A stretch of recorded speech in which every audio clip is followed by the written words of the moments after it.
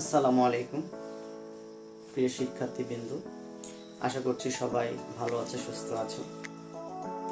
আজকে আমরা যে ইউনিটটা নিয়ে আলোচনা করব সেটা হচ্ছে ইউনিট নাম্বার 6 এবং লেসন নাম্বার 1 থেকে 2।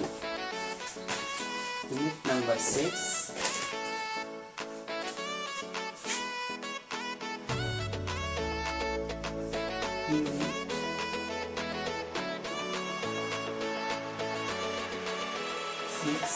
লেসন নাম্বার 1 থেকে 2। আজকে আমাদের আলোচনার বিষয় হচ্ছে এটা, ইউনিট 6 লেসন নাম্বার 1 থেকে 2। তোমরা তোমাদের বইটা খুলো, পেজ নাম্বার 12 অর্থাৎ 12 নম্বর পেজ বের করেছো। আচ্ছা, 12 নম্বর পেজ বের করার পরে আমরা কিছু পিকচার দেখতে পারবো। এই যে তোমরা যদি এইদিকে দেখো তাহলে বুঝতে পারবে, এখানে কিছু পিকচার দেখা যাচ্ছে, তাই না? 1 2 3 4 5 6 7 8 এই মোটামুটি এই হচ্ছে 8টা পিকচার আমরা দেখতে পাচ্ছি। তো এই পিকচারের শুরুতে আমরা এটা কি দেখতে পাচ্ছি? দেখো নিচে লেখা আছে পেন, তাই না? পেন অর্থাৎ কলম। তারপরে দেখো আমরা দেখতে পাচ্ছি পেন্সিল অর্থাৎ পেন্সিল। এরপর আমরা দেখতে পাচ্ছি দেখো ইরেজার মানে রাবার। তারপরে দেখতে পাচ্ছি ব্যাগ অর্থাৎ ব্যাগ মানে ব্যাগও বলতে পারি, থলেও বলতে পারি। এরপর আমরা দেখতে পাচ্ছি হলো ক্রাউন্স অর্থাৎ রঙিন চক, কালারফুল যে চকগুলো থাকে সেগুলোকে বলা হয় ক্রাউন্স। তারপরে দেখো লেখা আছে পেন্সিল কেস অর্থাৎ পেন্সিলের বাক্স, পেন্সিল রাখার বাক্স বলতে পারি। পেপার খুব সহজে বলতে পারি, এটা হচ্ছে কাগজ। আর লাস্ট হচ্ছে শার্পনার, যেটাতে আমরা পেন্সিল কাটতে পারি, তাই না? এইগুলো হলো মোটামুটি। তাহলে কী কী দেখতে পাচ্ছি? প্রথম পিকচার হচ্ছে পেন, এরপরে পেন্সিল, তারপরে রাবার, এরপরে ব্যাগ, তারপরে ক্রাউন্স, এরপরে পেন্সিল কেস, তারপরে হচ্ছে পেপার এবং লাস্টেরটা হচ্ছে শার্পনার। তাহলে আশা করছি তোমরা সবগুলো উত্তরে পেয়ে গেছো। শুধু এখান থেকে আমরা যেটা ক্রাউন পাচ্ছি, তাহলে ক্রাউন্স মানে কি বললাম আমি, বলো তো? ক্রাউন্স মানে আমরা কি বললাম?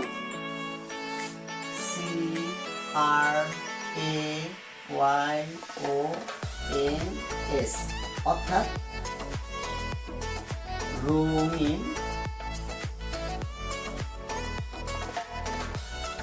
চক। ক্রাউন মানে কি বললাম? রঙিন চক। তারপর আমরা বললাম হচ্ছে পেন্সিল অর্থাৎ পেন্সিল কেস অর্থাৎ পেন্সিল রাখার বাক্স, পেন্সিল রাখার বাক্স। তারপর আমরা যেটা পাইলাম সেটা হচ্ছে শার্পনার, SHARP শার্পনার অর্থাৎ পেন্সিল সূচালো করার যন্ত্র, pencil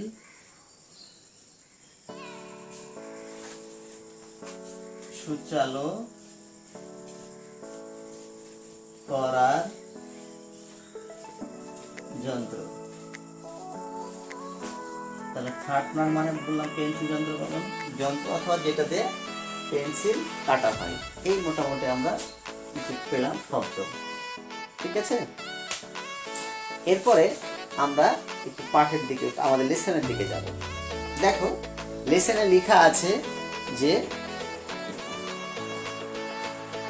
B number sales person হচ্ছে যিনি, সেলস পার্সন বলা হয় যিনি বিক্রেতা, যিনি কোনো কিছু বিক্রি করেন তাকে বলে sales person. The person who sells something is called sales person. তাহলে এখানে বলা আছে দেখো sales person, can I help you? আমি কি আপনাকে বা তোমাকে সাহায্য করতে পারি? তানিয়া, ইয়েস প্লিজ, হ্যাঁ দয়া করে সেটা পারেন আপনি। I do like to a pencil and a piece of paper অর্থাৎ আমি দুইটা কলম, একটা পেন্সিল এবং পিস অফ পেপার চাই। সেলস পারসন, এনিথিং এলস, আর কিছু? Tania, yes a pencil case please, আর পেন্সিল রাখার একটা বাক্স দয়া করে দিবেন। সেলস পারসন, ওকে দ্যাটস 150 টাকা, ঠিক আছে, তাহলে এর মূল্য দাঁড়াচ্ছে মোট 150 টাকা। তানিয়া, হেয়ার ইউ আর, এই নিন। তারপরে sales person, you gave me 200 টাকা, আর তুমি আমাকে দিলে 200 টাকা, দ্যাটস 50 টাকা চেঞ্জ, আর এই 50 টাকা ভাঙতি। তানিয়া, থ্যাংক ইউ, আপনাকে ধন্যবাদ। Sales person, thank you, bye, come again, তোমাকেও ধন্যবাদ, বিদায়, আবার আসবো। তো গল্পটা আমরা পড়লাম, পড়ার পর শুরুতে আরেকবার আমি বলবো। শুরুতে তাকে বলা হচ্ছে ক্যান আই হেল্প ইউ, কি বলা হচ্ছে? ক্যান আই হেল্প ইউ, এই যে ক্যান আই হেল্প ইউ, তারপরে কোশ্চেন চিহ্ন দেওয়া আছে। যখন কোনো সেন্টেন্সের শুরুতে ক্যান বা মোট কথা অক্সিলারি ভার্বগুলোর সামনে দেওয়া হয়, তখন সেটা প্রশ্ন করা বোঝায়। মনে থাকবে, যখন কোনো সেন্টেন্সের শুরুতে অক্সিলারি ভার্বগুলো থাকে, যেমন am, is, are, was, are, have, has, had, shall, should, will, can, could, may, might, must, এরকম ধরনের শব্দ যদি আমরা পেয়ে থাকি, তবে তার পূর্বে কি থাকবে? ক্যান থাকবে, সরি ইন্টারোগেটিভ সেন্টেন্স হবে। আর যদি সেইখানে মোডাল ভার্ব ক্যান, কুড বা উড এই শব্দগুলো থাকে, তাহলে বিনীতভাবে তার কাছে সাহায্য বলা হয়, বা খুব ভালো মতো তার কাছে জানা হয়, আপনি বা তুমি আমার কাছে কিছু চাচ্ছ কিনা, আপনাকে বা তোমাকে সাহায্য করতে পারে কিনা, এরকম ধরনের শব্দগুলো আমরা মোডাল ভার্বগুলো সামনে ব্যবহার করতে পারি। তারপর দেখো লেখা আছে ইয়েস প্লিজ, হ্যাঁ দয়া করে। তারপরের যে সেন্টেন্সটা আছে, যে দেখো লেখা আছে আই ডু, অর্থাৎ যদি ফুল ফর্ম আমরা করি তবে পাবো আই উড। ফুল ফর্মটা কি হলো? I would. 2 পেন্স, তাহলে কয়টা পেন্স চাইলো? 2টা পেন্স চাইলো। তারপরে আছে এ পেন্সিল, কয়টা পেন্সিল চাইলো? 1টি পেন্সিল চাইলো। And a piece of paper. Anything else, যখন তুমি বলার পরে সে চাচ্ছে আরো কিছু লাগবে কিনা, তখন সেটাকে ইংলিশে বলা হয় এনিথিং এলস, অর্থাৎ আরো কিছু লাগবে কিনা। এনিথিং এলস মানে কি বললাম? আরো কিছু লাগবে কিনা। তানিয়া বললো yes a pencil case please, হ্যাঁ দয়া করে দিতে পারেন। এরপর আমরা পাচ্ছি দেখো সেলস পারসন ওকে দ্যাটস 150 টাকা, অর্থাৎ এইগুলো জিনিস যখন সে বিক্রি করলো, বিক্রি করার পরে মোট দাম দাঁড়ালো 150 টাকা। তারপর তানিয়া বললো দেখো হিয়ার ইউ আর, এর বাংলাটা হচ্ছে এই নেন। যখন আমরা কাউকে কোনো কিছু দিব, তখন সেক্ষেত্রে আমরা বলবো here you are. Sales person বললো ইউ গেভ মি 200 টাকা, তুমি আমাকে 200 টাকা দিয়েছো। দেখো একটা জিনিস, তানিয়া 150 টাকা জিনিস কিনলো আর দিল সেলস পারসনকে 200 টাকা, তাহলে কত টাকা ব্যাক পাচ্ছে? 50 টাকা। এই যে ব্যাক পাওয়া ভাঙতি টাকাটা ফেরত পাবে, টাকাটা ফেরত পাবে, তখন সেটাকে বলা হয় চেঞ্জ। ঠিক আছে, দোকানিকে 10 টাকা মানে 5 টাকার জিনিস কিনে 10 টাকার নোট দিলাম, দোকানিকে যে ফেরত টাকাটা তোমাকে দিল, এটাকে ইংলিশে বলা হয় চেঞ্জ। ঠিক আছে, তারপর তার এবার থ্যাংক ইউ আমরা জেনে রাখবো, যখন কেউ কোনো কিছু বলবে দিবে, তারপরে প্রতি উত্তরে আমরা বলবো থ্যাংক ইউ বাই, আর কেউ থ্যাংক ইউ বলে আমরা তাকে ওয়েলকাম বলবো। ঠিক আছে, আর এখানে যেহেতু দোকানের কাছে গিয়েছেন, দোকানদার তাকে থ্যাংক ইউ দিলেন, দেওয়ার পর দোকানদার আবার তাকে বললেন যে আবার আসবেন। ঠিক আছে, এই প্যাসেজটা খুবই সহজ। এরপরে আমরা কিছু ওয়ার্ড আরো জেনে নেব, সেটা হচ্ছে সেলস পারসন। সেলস পারসন কি বললাম তাহলে? বিক্রেতা, যিনি বিক্রি করেন। তারপরে পেলাম কি? চেঞ্জ, অর্থাৎ ভাঙতি। চেঞ্জ মানে ভাঙতি। এলস মানে আর কিছু, আরো কিছু যদি লেগে থাকে, এনিথিং এলস মানে আরো কিছু। ওয়ার্ডগুলো আমি একটু লিখে নিই। বলা হচ্ছে সেলস পারসন, সেলস পারসন অর্থাৎ বিক্রেতা। এরপর আমরা পাচ্ছি হলো চেঞ্জ, CHANGE,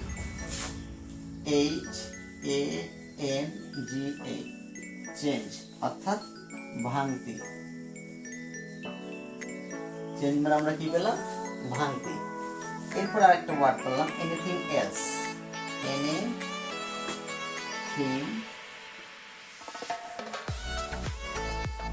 এনিথিং এলস অর্থাৎ আর কিছু, আরো কিছু যদি লেগে থাকে তখন সেই ক্ষেত্রে আমরা বলবো আর কিছু। ঠিক আছে, তাহলে এখান থেকে মোটামুটি প্যাসেজগুলো আমরা জানলাম। তারপর আমরা আরেকটু খেয়াল রাখবো, তাহলে কি কিনলো? কিনলো হচ্ছে দুইটা পেন, একটা pencil, a piece of paper, pencil case. কয়টা জিনিস কিনলো? 1 2 3 4, চারটা জিনিস কিনলে এই চারটা জিনিস আমাদের মনে রাখতে হলে প্যাসেজ যদি কোনো কোশ্চেন থাকে আমরা সহজেই অ্যান্সারটা দিতে পারবো। পরের যাই আমরা এগোতে থাকি সামনের দিকে।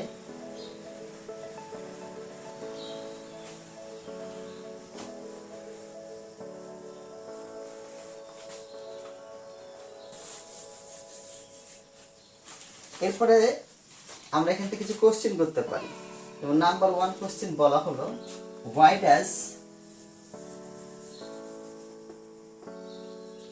মানে কোশ্চেন আগে আমরা লিখি answer the following question,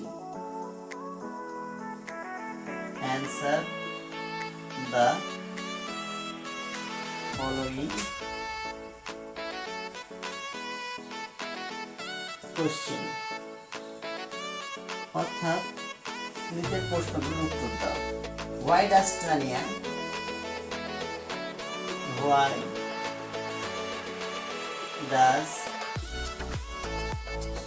Tania go to a shop? Go to a shop. এই যে একটা কোশ্চেন পেলাম আমরা যে why does Tania go to a shop। এরপর আমরা আরেকটা কোশ্চেন লিখব সেটা হলো how much does Tania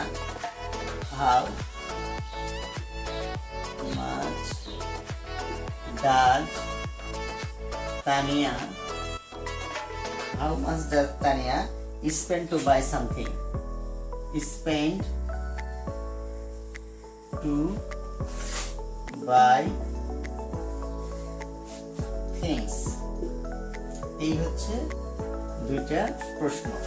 তাহলে আমার প্রথম প্রশ্নটা ছিল বা প্রথম প্রশ্নটা আমি দিয়েছি why does Tania go to a shop, Tania দোকানে কেন গিয়েছিল। তাহলে উত্তরটা কি হবে? Tania answer, Tania goes to a shop to buy something, buy something, অর্থাৎ তানিয়া দোকানে গিয়েছিল কিছু কেনার জন্য। তাহলে why does Tania go to a shop? Tania goes to a shop, Tania goes to a shop to buy something। এখানে আরেকটা বোঝার বিষয় আছে, দেখো এখানে ছিল go কিন্তু আমি এখানে লিখে দিলাম goes। এর কারণ যখন কোনো সেন্টেন্স অর্থাৎ প্রেজেন্ট ইনডেফিনিট টেন্স আমরা জানি যে সেখানে যেহেতু অক্সিলারি ভার্ব থাকে না আর কোশ্চেন করার সময় অক্সিলারি ভার্ব লাগে তখন ডু বা ডাজ আসে। যেহেতু থার্ড পারসন সিঙ্গুলার এখানে ডাজ নিয়েছে। আর যখন আমরা কোশ্চেন থেকে আমার অ্যান্সারটা দিচ্ছি, স্টেটমেন্ট দিচ্ছি, তখন আমার যেহেতু ডাজ উঠে যাচ্ছে এই ইএসটা এই গো এর এখানে প্রিন্সিপাল ভার্ব এখানে যোগ হচ্ছে। ওই জন্য এখানে গো হওয়ার সত্ত্বেও এখানে গোজ হচ্ছে। বুঝা গেছে? আচ্ছা, তারপরেরটা আমরা যাবো। দেখো বলছে how much does Tania spend to buy something, buy thing. এই জিনিসগুলো কিন্তু তানিয়া কত টাকা খরচ করেছিল। তাহলে তানিয়া অ্যান্সারটা লিখে এরকম হবে যে Tania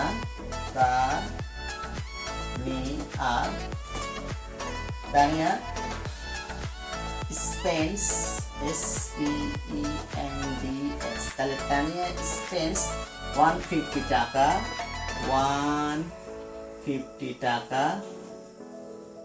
to by things, by things,